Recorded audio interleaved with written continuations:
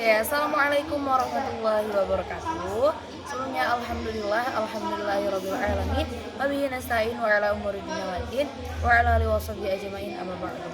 Yang terhormat Abi Hanif dan Nida selaku pengasuh Pesantren Super Kamlar Abi Hanif Nida, yang terhormat pula beserta jajaran pengurus, terutama Puan Mbak Rifki selaku koordinator Peta Imajinasi Nida, yang terhormat pula beserta jajaran guru, staf, dan teman-teman yang saya banggakan. Yang terakhir ada keluarga saya ada di rumah, semoga mereka selalu diberikan kesehatan dan selalu dalam lindungan Allah. Oke, langsung aja perkenalkan, nama saya Najwa Latif Faizati, saya dari kelas 12B MA Al-Quran Loraidah Hidayah. Jadi pada malam hari ini saya akan mempresentasikan peta imajinasi saya dari kitab Al-Faraidul Bahiyah, bab terakhir. Nah, ini adalah Qaidah Mukhtalaf nomor ke-6 sampai dengan 10. Oke, aku akan langsung membacakan qaidah yang pertama atau yang ke-6. Bunyinya adalah al-ainul musyaratul lirrahni mughallabu fiha janibul dharri au janibul ariyah. Artinya adalah pinjaman yang digadaikan dia itu termasuk tanggungan ataukah pinjaman. Nah, jadi jawabannya adalah dari beberapa pendapat, ada dua pendapat mengatakan bahwasanya dia itu termasuk termasuk segi pinjaman, ada pula yang mengatakan bahwasanya dia itu termasuk segi tanggungan. Nah, persoalannya adalah contoh misalnya ada seseorang yang meminjam arloji. Tahu arloji ya? Arloji itu adalah kayak sejenis jam ya, tapi versi dulu. Nah, contoh itu adalah seseorang yang minjem arloji, misalnya aku minjem arloji orang. Nah, temennya aku misalnya. Nah, kemudian ketika aku setelah meminjam, ternyata pas aku taruh di rumah, terus rumahku kebakaran dan arlojinya juga ikut hangus. Nah, pertanyaan di sini adalah apakah arloji yang terbakar itu harus diganti atau tidak? Nah, jadi beberapa pendapat mengatakan bahwasanya yang pertama, kita itu wajib mengganti karena kita sudah meminjam.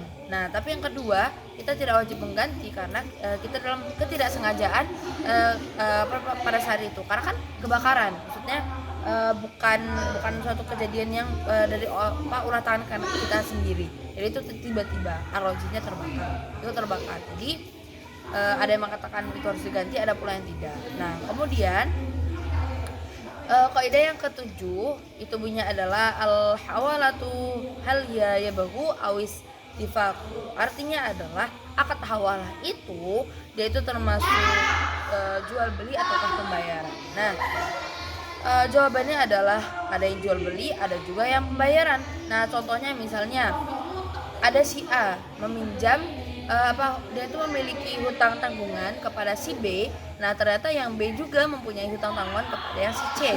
Nah, jadi pertanyaannya adalah bagaimana caranya si B itu membayar ke si C. Nah, jadi kan si A punya utang ke B. Nah, karena si B ini tidak punya uang, jadi otomatis si A harus membayar terlebih dahulu kepada si B. Nah, setelah itu baru si B membayar tanggungan hutangnya kepada si C, seperti itu. Nah, kemudian kaidah yang ke-8 bunyi adalah al-ibra'u hal hiya isqatu awil ta'au tamlik. Artinya adalah ibro ya, dari segi pengguguran dia itu pengguguran, dia itu termasuk pemilikan atau pengguguran. Nah, maka jawabannya adalah ada yang pengguguran, ada pembayaran atau pemilikan. Nah, contohnya misalnya ada seorang anak yang meminjam uang kepada ayahnya. Nah, kemudian ayah itu meminjamkan dengan alasan ibro. Nah, kemudian setelah itu apakah boleh ayahnya itu mengambil kembali uang tersebut? Jawabannya adalah ada yang tidak, ada yang boleh. Nah, tapi di sini dijawab alasannya kalau misalnya tidak boleh, dia itu dari segi iskot atau guguran, karena persyaratan yang pertama sudah digugur kamu, kecuali ada yang kedua boleh dari segi tahlik, dimana niat ayahnya adalah memberi uang bukan untuk meminjamkan saja, karena kan sebagai ayah kan harus memberikan kebutuhan bagi anaknya gitu. Jadi lebih ke tamlik, jadi lebih ke tamlik, memberi.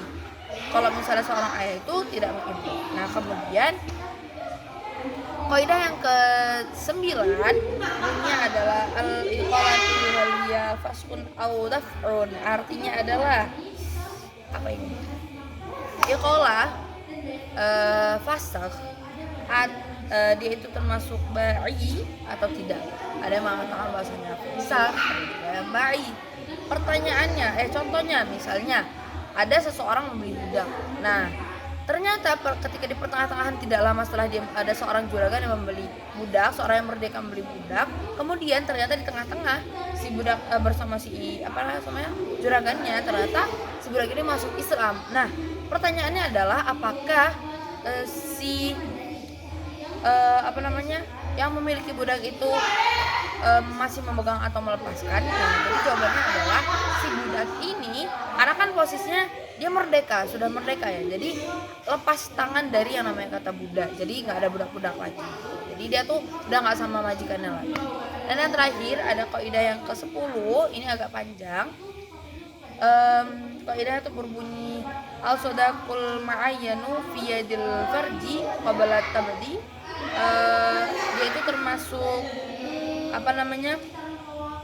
artinya itu dalam mas kawin yang dinyatakan oleh seorang istri, oleh seorang suami, tapi ternyata marahnya itu masih dipegang oleh suami, belum ke istri. Nah, pertanyaannya adalah itu segi tanggung dolaman akad atau dolaman yat. Nah, pertanyaannya adalah jawabannya adalah ada yang dolaman yat, ada juga pula yang dolaman akad. Gitu. Oke, mungkin sekian dari saya, kurang lebih mohon maaf. Wabillahi taufiq wal hidayah. Wassalamualaikum warahmatullahi wabarakatuh.